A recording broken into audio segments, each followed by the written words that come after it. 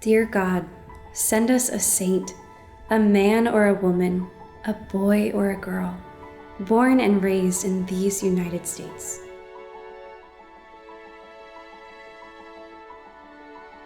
It's very important that we have American saints.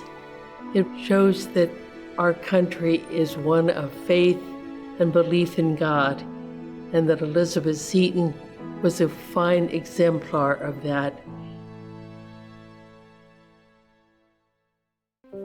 By the 1870s, 17 men and women from Central and South America had been recognized as saints by the Catholic Church, and not a single person from the United States was being considered for this honor. As U.S. Catholics were thinking about what it meant to be American Catholics, they wanted validation from the Vatican that holiness had existed in the United States too. And the way to obtain that validation was through the process of canonization. In the 1880s, an Archbishop of Baltimore began the long process that would lead to Elizabeth Ann Seton being declared as a saint of the Universal Church. I learned about Mother Seton's canonization cause in grade school because we had the Sisters of Charity who were praying for the canonization.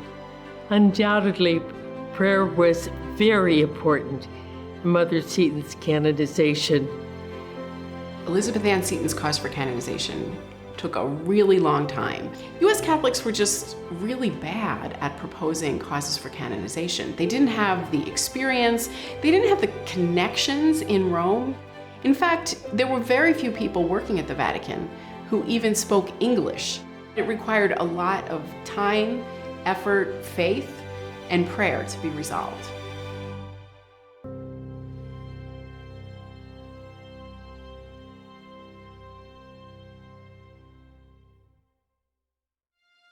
It was September 14th, 1975, when Pope Paul VI declared Elizabeth Ann Seton as a saint of the Catholic Church. We were in the piazza as we heard the words of Pope Paul VI, and he said, Elizabeth Ann Seton is a saint. And the people in the square all shouted and clapped and were delighted that here was the culmination of the years of work and preparation and prayer. Elizabeth Ann Seton is a saint.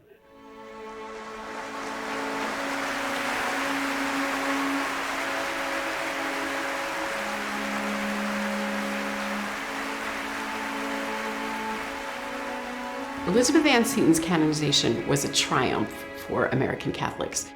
Here was someone who was recognized as a holy American, someone who had lived a holy life. But she was also wholly American in the sense she was entirely American. Elizabeth Seton is a woman for all seasons and a saint for all seasons. She was a woman of grace and a woman who responded to God's call, God's invitation. She was someone like us. She wasn't a plaster statue on a pedestal doing unusual, spectacular feats. She was an ordinary woman. She was a wife, she was a mother, A convert, Widow, a founder, educator, a saint.